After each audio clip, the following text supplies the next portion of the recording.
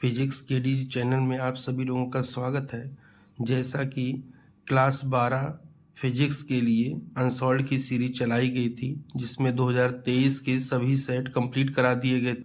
आज से UP board 2025 भौतिक विज्ञान कक्षा 12 के पहले सेट से अनसॉल्व्ड को हल करना स्टार्ट करेंगे। तो देखते हैं। सेट पहला है और सेट का नाम है 346 JS। जाकर पहला क्वेश्चन दिया गया है खंड आ में। पहला क्वेश्चन दिया है विद्युत चुंबकीय तरंगों के संचरण में संचरण की दिशा तथा ध्रुवण तल के बीच का कोण होता है। जाके तो ये याद रखें कितना होता है 90 डिग्री। जैसे संचरण की दिशा ये है जाकर, तो ध्रुवण तल कुछ इस तरह से होता है जाकर, इस तरह से होता है जाकर, इस तरह से होता है जाकर, मतलब दोनों के बीच का कोण कितना होता है 90 डिग्री होता है। तो ये चीज ध्यान रखें, संचरण की दिशा होगी और ध्रुवण तल के बीच कोण कितना होगा 90 डिग्री होगा।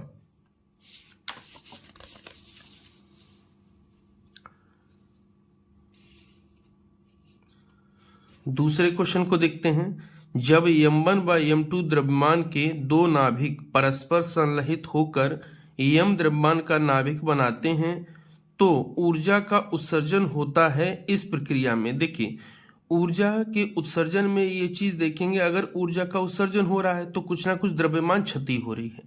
द्रव्यमान क्षति का मतलब होता है कि पहले का द्रव्यमान माइनस का बाद का द्रव्यमान। तो पहले का द्रव्यमान ज्यादा रहा होगा और बाद का द्रव्यमान कम रहा होगा, क्योंकि इसी में से कुछ द्रव्यमान किसमें बदल गया होगा, ऊर्जा में जाकर है। तो ये वाली कंडीशन ठीक होगी जाकर m1 plus m2 greater than m, जहां m1 प्लस m2 अभिक्रिया से पहले का द्रव्यमान है और m अभिक्रिया के बाद का द्रव्यमान है। तो पहले का द्रव्यमान जब ज्यादा रहेगा, बाद का द्रव्यमान कम रहेगा, तो ऊर्जा का उत्सर्जन होगा जाकर।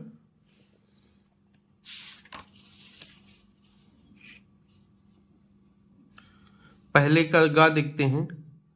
एक प्रत्यावर्ती धारा परिपथ में 8 ओम, ओम मात्रक है प्रतिरोध का, यानी ये प्रतिरोध R दे रखा है, तो प्रतिरोध R बराबर 8 ओम लिख लिए हैं का प्रतिरोध तथा 6 ओम का प्रेरकत्व प्रतिघात, यानी प्रेरण प्रतिघात या प्रेरकत्व प्रतिघात दिया है, जिसको हम एक्सएल से लिखते हैं। तो एक्सएल कितना दिया 6 ओम। श्रेणी क्रम में लगे हैं। परिपथ की प्रतिबाधा, प्रतिबाधा का मतलब हमको क्या ज्ञात करना है, Z बराबर क्वेश्चन मार्क कितनी होगी। तो Z बराबर होता है अंडर रूट के अंदर R स्क्वायर प्लस में XL स्क्वायर। तो R का मतलब 64 हो जाएगा, स्क्वायर करेंगे। XL का मतलब 36 हो जाएगा, स्क्वायर करेंगे। अंडर रूट के अंदर 100 वर्गमूल लेंगे तो 10 ओम आ जाएगा, यानी करेक्ट आंसर कौन सा हो जाएगा 10 ओम। नेक्स्ट देखते हैं। निर्वात की चुंबकशीलता का मात्रक है, मोस्ट इंपॉर्टेंट है। हर सेट में, हर साल लगभग किसी ना किसी सेट में जरूर पूछा जाता है, इसको जरूर तैयार करें। निर्वात की विद्युतशीलता का मात्रक है तो कूलाम स्क्वायर प्रति न्यूटन मीटर स्क्वायर। आता कहां से है, तो F बराबर होता है 1 अपान में 4 पाई एप्सिलॉन नॉट और Q1 Q2 अपान में R स्क्वायर। जाकर यहां से एप्सिलॉन नॉट का मान निकाल लीजिए, तो ये भाग में इधर लाइन किस में हो जाएगा, गुणा में। तो हो जाएगा एप्सिलॉन नॉट बराबर यहाँ हो जाएगा 1 अपान में 4 पाई, ये हो गया है, और यहाँ पर हो जाएगा Q1 Q2 अपान में R स्क्वायर और इनटू में F जाकर, क्योंकि F यहाँ पर गुणा में, इधर किस में आएगा भाग में। तो ये कांस्टेंट है, इससे मतलब है नहीं। Q गुणा में Q यानी कूलाम स्क्वायर, तो देखिए कूलाम स्क्वायर हो गया है। डिवाइड की लाइन है तो प्रति लाइन खींचती हैं। नीचे क्या है, न्यूटन, बल का मात्रक क्या है न्यूटन, तो न्यूटन लिख दिए हैं। R दूरी है तो दूरी का स्क्वायर यानी मीटर स्क्वायर, तो नीचे मीटर स्क्वायर लिख दी। तो ध्यान रखेंगे कूलाम स्क्वायर प्रति न्यूटन मीटर स्क्वायर। नेक्स्ट, न्यूनतम आवृत्ति की विद्युत चुंबकीय तरंगे हैं। अब न्यूनतम आवृत्ति की विद्युत चुंबकीय तरंगे कौन सी तरंगे हैं, सूक्ष्म तरंगे हैं। कौन सी तरंगे हैं, सूक्ष्म तरंगे हैं। अगर कहता कि न्यूनतम तरंग दैर्घ्य की हमको तरंगे बताओ, तब हो जाता गामा किरणें। लेकिन अगर न्यूनतम आवृत्ति की बात उसने कहा है तो आवृत्ति में होंगी सूक्ष्म तरंगे। आवृत्ति बराबर होता है C अपान में लैम्डा, यानी आवृत्ति अगर न्यूनतम है तो लैम्डा उसके लिए क्या होगा, अधिकतम होगा जाके। तो फिर ध्यान से सुन लें, अगर आवृत्ति न्यूनतम है तो क्या होगा, लैम्डा अधिकतम, यानी न्यूनतम आवृत्ति की बात का है तो सूक्ष्म तरंगे हैं। और यही सूक्ष्म तरंगों की तरंग दैर्ध्य कौन सी होगी, अधिकतम होगी। तो करेक्ट आंसर कौन सा हो जाएगा, न्यूनतम तरंगे जाकर। अनुचुंबकीय पदार्थ की चुंबकीय प्रकृति यानी काइयम परम ताप T के साथ किस प्रकार बदलती है। तो काइयम समानुपाती होता है बनपान में T, किसके लिए, अनुचुंबकीय पदार्थ के लिए। और इसी को क्या कहते हैं, क्यूरी का नियम। क्या कहते हैं, क्यूरी का नियम।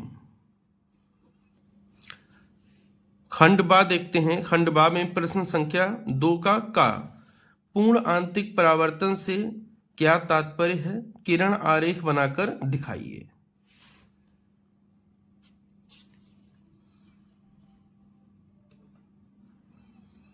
तो देखते हैं, जब कोई प्रकाश किरण सघन माध्यम से विरल माध्यम में जाती है, ध्यान रखें कहां से जानी चाहिए, सघन माध्यम से विरल माध्यम में जानी चाहिए। ये पूर्ण आंतरिक परावर्तन की सबसे इंपॉर्टेंट कंडीशन है कि जो प्रकाश किरण है वो सघन माध्यम से किस में जानी चाहिए, विरल माध्यम में, तो वह अविलंब से दूर हट जाती है। यदि आपतन कोण का मान क्रांतिक कोण से अधिक कर दिया जाए तो प्रकाश किरण परावर्तित होकर उसी माध्यम में लौट आती है। देखिए सबसे बड़ी कंडीशन ये कि प्रकाश किरण सघन माध्यम से विरल माध्यम में होनी चाहिए, जानी चाहिए। अगला ये है जाकर कि जो आपतन कोण है वो क्रांतिक कोण से अधिक होना चाहिए, क्योंकि अगर आपतन कोण क्रांतिक कोण के बराबर होगा जाकर तब हमारा अपवर्तन कोण जो होगा वो कितना मिल जाएगा, 90 डिग्री जाकर। कितना मिलेगा, 90 डिग्री, जिसको हम क्रांतिक कोण कहते हैं जाकर। लेकिन हमको तो परावर्तन कराना है, तो परावर्तन तब होगा जाके जब आपतन कोण का मान क्रांतिक कोण से अधिक होगा। तो यदि आपतन कोण का मान क्रांतिक कोण से अधिक कर दिया जाए तो प्रकाश किरण परावर्तित होकर उसी माध्यम में लौट आती है। इस घटना को पूर्ण आंतरिक परावर्तन कहते हैं। इस घटना को क्या कहते हैं, पूर्ण आंतरिक परावर्तन कहते हैं। चित्र को देखते हैं, ये आपतित किरण है, ये परावर्तित किरण है, ये अविलंब है, ये आपतन कोण I है, ये परावर्तन कोण R है, ऊपर माध्यम सघन है, नीचे माध्यम विरल है। तो हमेशा प्रकाश किरण किस में जानी चाहिए, सघन से विरल में, सघन से विरल में जानी चाहिए। और जो आपतन कोण का मान है वो ग्रेटर होना चाहिए किससे, IC से, यानी क्रांतिक कोण से बड़ा होना चाहिए, तभी पूर्ण आंतरिक परावर्तन होगा, वरना नहीं होगा। नेक्स्ट क्वेश्चन देखते हैं, प्रश्न संख्या 2 का समस्थानिक एवं संभारिक नाविकों में अंतर समझाइए। यानी समस्थानिक और संभारिकों में क्या लिखना है, अंतर लिखना है। समस्थानिक ये एक ही तत्व के भिन्न भिन्न नाविक होते हैं। यानी समस्थानिक का मतलब होता है तत्व एक ही रहेगा, उसी के अलग अलग रूप होंगे जाकर। संभारिक में ये भिन्न भिन्न तत्वों के अलग अलग परमाणु होते हैं जाके, या अलग अलग नाभिक होते हैं जाकर। समस्थानिकों में प्रोटॉनों की संख्या समान रहती है। प्रोटॉन जैसे एग्जाम्पल में देखें, 1s1 1s2 1s3, ये समस्थानिक है क्योंकि एक ही तत्व के हैं जाकर। और देखेंगे तीनों का परमाणु क्रमांक समान है। अगर तत्व एक ही है तो उनका परमाणु क्रमांक समान होगा, और जितना परमाणु क्रमांक होता है उतना ही प्रोटॉनों की संख्या होती है। तो इसीलिए लिखे हैं कि इनमें प्रोटॉनों की संख्या समान होती, क्योंकि यहाँ भी एक है, यहाँ भी एक है, यहाँ भी एक है। इनमें प्रोटॉनों की संख्या भिन्न भिन्न होती। तो देखेंगे प्रोटॉन संख्या परमाणु क्रमांक के बराबर होती है। इसमें देखिए 1 है, इसमें कितना है, 2 है, इसलिए लिखती हैं। अब जिनमें प्रोटॉनों की संख्या समान होती है उनके रासायनिक गुण समान होते हैं। तो उनके क्या गुण समान होते हैं, रासायनिक गुण जाकर। और जिनमें प्रोटॉनों की संख्या भिन्न भिन्न होती है उनमें भौतिक गुण समान होते हैं। फिर ध्यान से सुन लीजिए, इनके रासायनिक गुण समान होते हैं किसके, समस्थानिक के, क्योंकि एक ही तत्व के हैं जाकर। संभारिक अलग अलग तत्वों के हैं जाकर, इसके रासायनिक गुण भिन्न होते हैं और भौतिक गुण क्या होते हैं, समान होते हैं। उदाहरण को देख लेते हैं, हाइड्रोजन के 3 समस्थानिक यानी प्रोटियम, ड्यूटीरियम, ट्राइटियम जाकर। ऐसे यहाँ उदाहरण देख लेते हैं, ये 1s3 हो गया, 2he3 हो गया। तो देखेंगे ये भार इनके समान है, परमाणु भार समान है, तो इसलिए इनको हम संभारिक कहेंगे। यहाँ पर परमाणु क्रमांक समान है, इसलिए इनको समस्थानिक कहेंगे।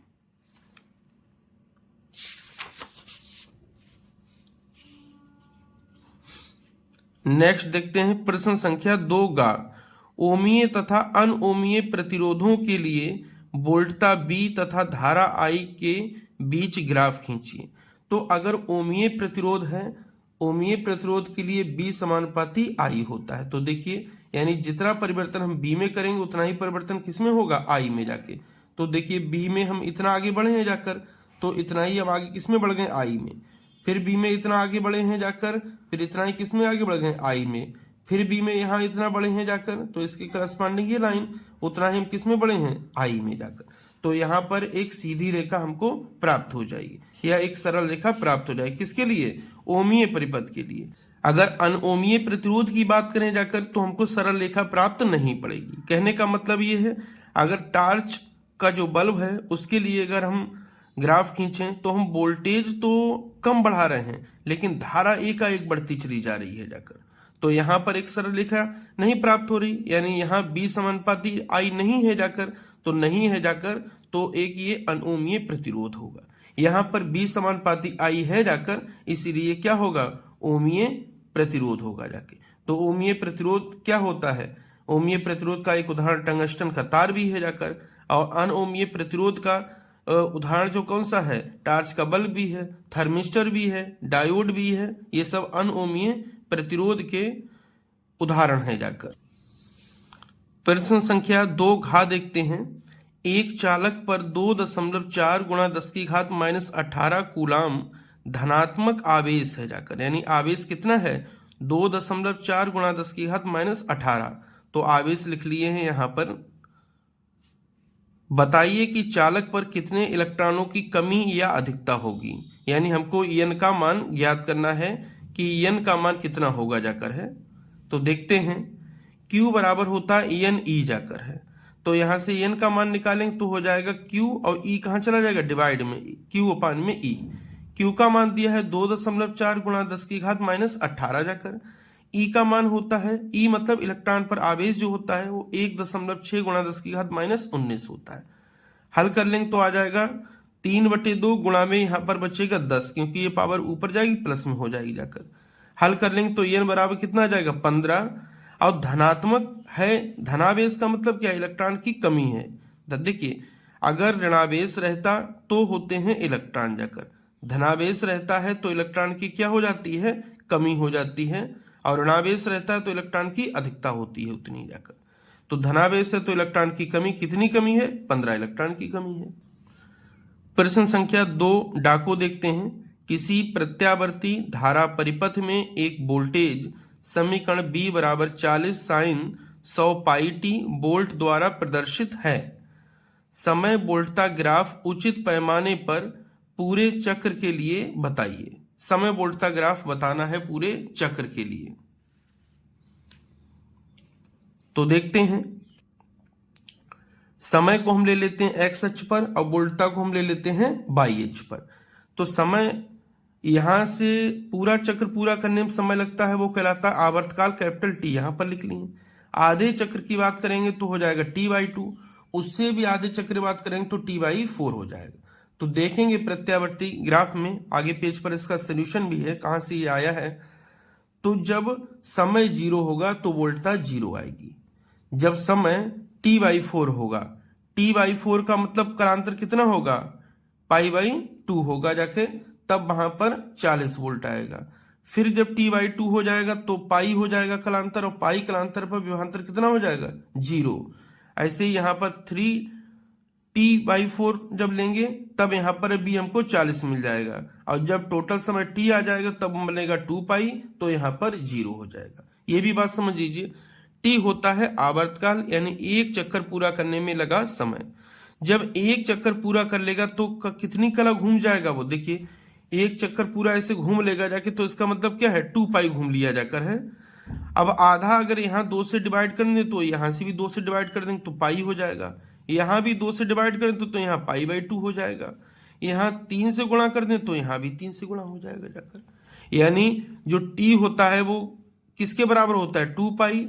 T/2 किसके बराबर होता है, पाई। T/4 किसके बराबर होता है, π/2। और 3T/4 किसके बराबर होता है, 3π/2 के बराबर। अब देख लेते हैं, B बराबर V0 साइन ओमेगा टी, तो B बराबर हो जाएगा 40 साइन 100 पाई टी जाकर। ये हमको दिया गया था और इससे हम करेंगे तुलना। जब तुलना करेंगे तो टी से टी छूट जाएगा, यानी ओमेगा बराबर कितना आ जाएगा 100 पाई। तो ओमेगा बराबर हो गया है 100 पाई। और ओमेगा बराबर क्या होता है 2 पाई अपान में कैपिटल टी बराबर में हो जाएगा 100 पाई। पाई से पाई कट गया, 2 से ये कट गया, तो टी बराबर ज्ञात कर लेंगे कितना हो जाएगा 101/50 जाकर। तो टी बराबर जब ज्ञात कर लेंगे तो आ जाएगा 1/50 सेकंड जाकर। अब देखिए, अब टी बराबर जब हम लिए हैं 1/50 जाकर, तो बी हमको मिला है 0 जाकर। बी कितना मिलेगा 0 मिलेगा। इसमें स्मॉल टी की जगह पर आप 1/50 रखेंगे जाकर, देखें एक बार के लिए। बी बराबर 40, ये साइन रहेगा, ये 100 पाई रहा है, और टी की जगह पर रखें 1/50। तो देखें 50 से ये कटेगा तो यहाँ 2 हो जाएगा, तो बी बराबर आ जाएगा 40, और ये साइन हो जाएगा 2 पाई। साइन 2 पाई का मान कितना होता है 0, तो यहाँ पर 0 हो जाएगा। इसी हिसाब से t/2 रखेंगे, यानी 1/100 रखेंगे, t/4 यानी 1/200 रखेंगे, और 3t/4 यानी 3/200 रखेंगे। सब b के मान मिलते चले जाएंगे।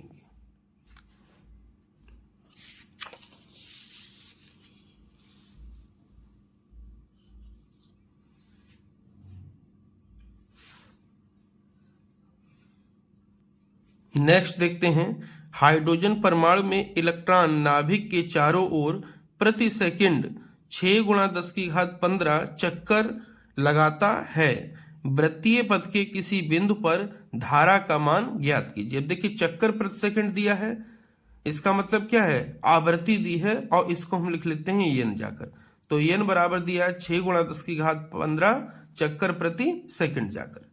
अब q बराबर होता है IT, यहां से I का मान निकालना है, तो I बराबर हो जाएगा Q/T जाकर। अगर पूरा एक चक्कर लगा रहा है जाकर, तो यही समय किसके बराबर हो जाएगा आवर्तकाल, यानी इसको कैपिटल T लिख सकते हैं। ऊपर E इसलिए लिख दी है क्योंकि यहाँ पर Q था। Q क्या है इलेक्ट्रॉन का आवेश, और इलेक्ट्रॉन के आवेश को लिखते हैं E से, इसलिए यहाँ पर E लिख दी है। तो E ऐसे ही रहेगा। आवर्तकाल बराबर होता है 1/आवृत्ति। भाई T बराबर क्या होता है 1/n, जहां n क्या है आवृत्ति, तो 1/n लिख दिए हैं जाकर।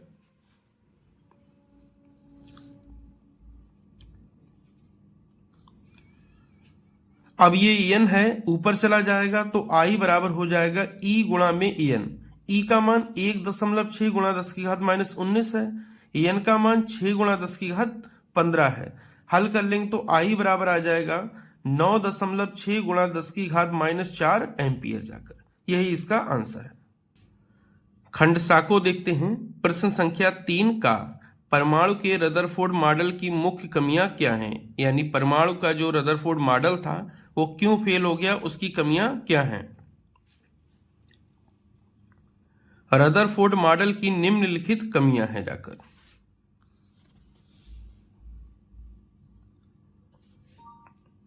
पहली कमी देखते हैं, परमाणु के स्थायित्व के संबंध में।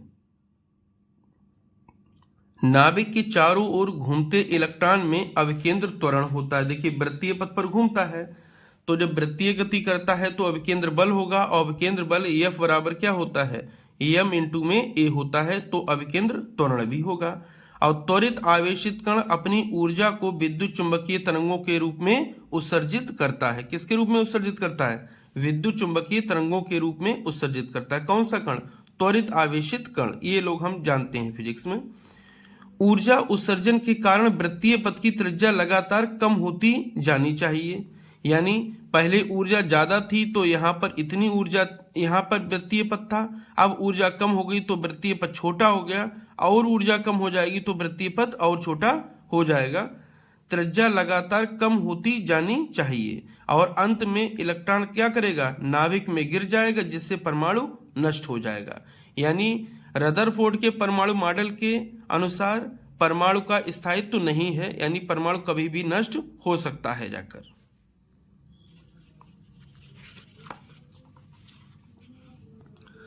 अगला देखते हैं दूसरा, रेखीय स्पेक्ट्रम की व्याख्या के संबंध में जाकर। लगातार ऊर्जा उत्सर्जन के कारण वृत्तीय पथ की त्रिज्या बदलती जाएगी।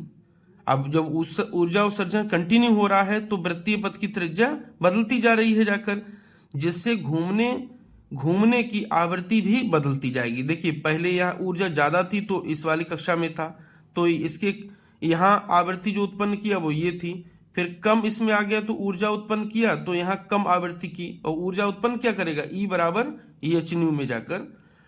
तो अर्थात सभी आवृत्तियों की विद्युत चुंबकीय तरंगें उत्सर्जित होंगी जाकर, जिससे प्राप्त स्पेक्ट्रम सतत होगा, यानी कंटिन्यूअस लगातार आवृत्ति प्राप्त होंगी। तो उनसे जो स्पेक्ट्रम प्राप्त होगा वो कैसा प्राप्त होगा, कंटिन्यूअस सतत प्राप्त होगा। लेकिन वास्तव में परमाणु का स्पेक्ट्रम रेखीय होता है, यानी वास्तव में परमाणु का स्पेक्ट्रम कैसा होता है, रेखीय। और रेखीय स्पेक्ट्रम तब होगा जब एक निश्चित ऊर्जा में ही ऊर्जा का उत्सर्जन करेगा, हर ऊर्जा स्तर पर ऊर्जा का उत्सर्जन नहीं करेगा। तो ये दो कमियां थीं, एक तो परमाणु का स्थायित्व नहीं है रदरफोर्ड मॉडल के अनुसार, और दूसरा रदरफोर्ड मॉडल के अनुसार परमाणु का स्पेक्ट्रम सतत होगा जाके, जबकि परमाणु का स्पेक्ट्रम रेखीय होता है। इन्हीं दो कमियों की वजह से रदरफोर्ड का परमाणु मॉडल असफल हो गया। नेक्स्ट क्वेश्चन देखते हैं, प्रश्न संख्या 3 खा। एक उत्तल लेंस पर प्रकाश की किरणें चित्र के अनुसार पड़ रही हैं। यदि लेंस की फोकस दूरी 20 सेंटीमीटर हो, लेंस की फोकस दूरी कितनी है, 20 सेंटीमीटर, और लेंस कैसा है, उत्तल लेंस है, तो एफ बराबर प्लस का 20 लिखते हैं। तो प्रतिबिंब की स्थिति ज्ञात की, प्रतिबिंब की स्थिति मतलब बी हमको ज्ञात करना है जाकर है। किरण आरेख का मार्ग भी दिखाइए, यानी किरण आरेख भी हमको बनाना है।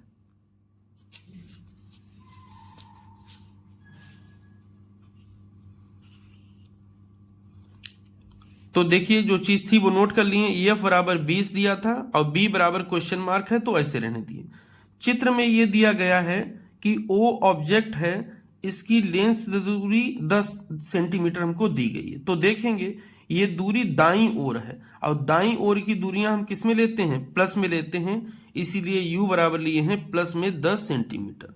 अगर ये ऑब्जेक्ट इस टाइप इधर रहता जाकर बाईं ओर रहता तब हम माइनस में 10 लिखते, लेकिन ये ऑब्जेक्ट दाईं ओर है इसलिए इसको हम प्लस में लिख लिए हैं जाकर। अब लेंस सूत्र से देखते हैं, 1/b माइनस 1/u बराबर में 1/में एफ जाकर, 1/b ऐसे रहने दीजिए, माइनस 1/में u का मान 10 है, 1/में एफ का मान 20 है। ये माइनस जब इधर लाएंगे तो किस में हो जाएगा, प्लस में। एलसीएम लेंगे जाकर तो 1/b बराबर हो जाएगा 3/20, सीधा करेंगे तो b बराबर हो जाएगा 20/3, यानी बराबर में आ जाएगा 6.7 सेंटीमीटर।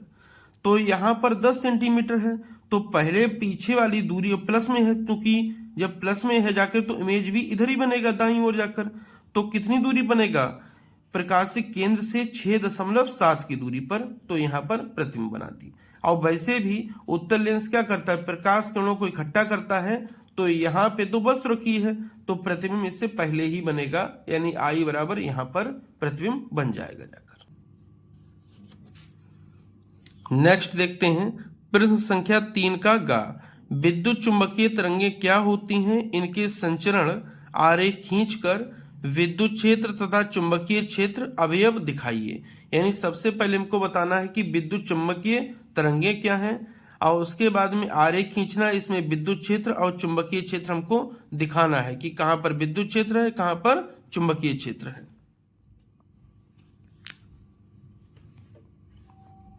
देखिए, जब किसी विद्युत परिपथ में विद्युत धारा बहुत अधिक आवृत्ति से बदलती है तो परिपथ से ऊर्जा तरंगों के रूप में चारों ओर से प्रसारित होने लगती। यानी अगर ऐसा कोई परिपथ है जिसमें विद्युत धारा बहुत तेज आवृत्ति से बदल रही है, यानी बहुत अधिक आवृत्ति से बदल रही, अधिक आवृत्ति का मतलब क्या, बहुत जल्दी बदल रही है जाकर, यानी 100 हो जा रही, फिर 50, फिर 100, फिर 50, फिर 100, 50, और बहुत कम टाइम में जाकर।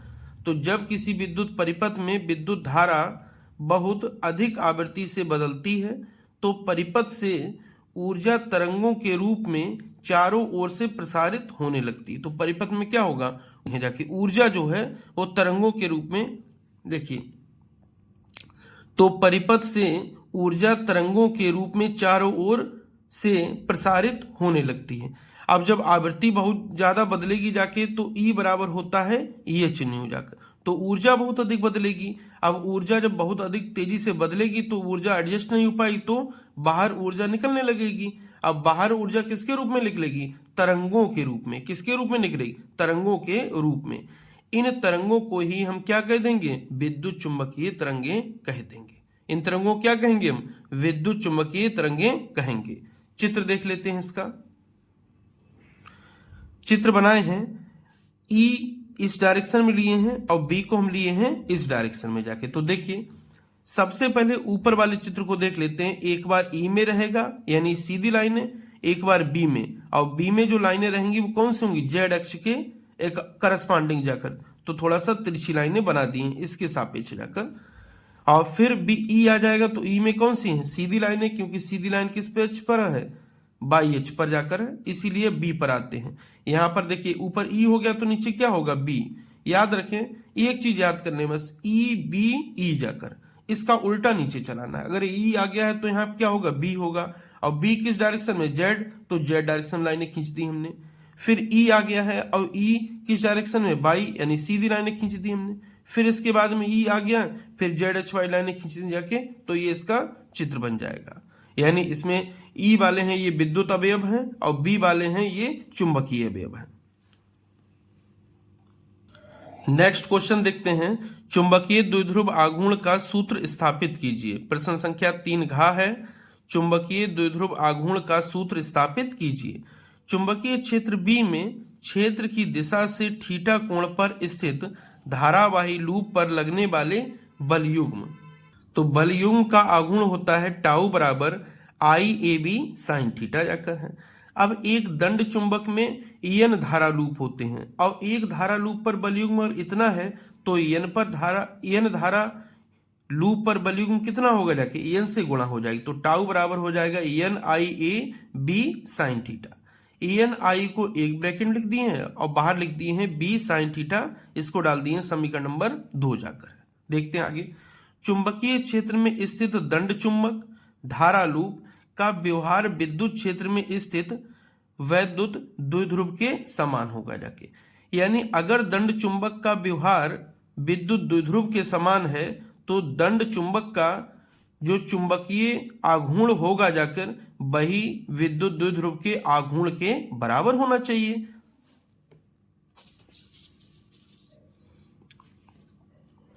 तो देखते हैं वैद्युत क्षेत्र के लिए वलयुग्म का आघूर्ण टाउ बराबर हो जाएगा पीई साइन थीटा, समीकरण नंबर 3। अब इन दोनों में तुलना करते हैं। देखिए साइन थीटा छोड़ दीजिए, ई विद्युत क्षेत्र है इसलिए ई आया है, चुंबकीय क्षेत्र इसलिए बी आया, इसको भी छोड़ दीजिए। तो अगर देखेंगे पी जो है, पी क्या है? विद्युत द्विध्रुव आघूर्ण जाकर किसके करस्पॉन्डिंग है? एन आई ए के, यानी एन आई ए क्या होगा? चुंबकीय द्विध्रुव आघूर्ण होना चाहिए। तो समीकरण 2 और 3 की तुलना करने पर यह स्पष्ट होता है कि एन आई ए वैद्युत द्विध्रुव आघूर्ण P के समतुल्य है, अतः एन आई ए को चुंबकीय द्विध्रुव आघूर्ण कहते हैं। एन आई ए को क्या कहेंगे? चुंबकीय द्विध्रुव आघूर्ण। इसे यम से प्रदर्शित करते हैं और यम बराबर क्या हो जाएगा? एन आई ए जाकर। यम बराबर क्या हो जाएगा? एन आई ए जाकर।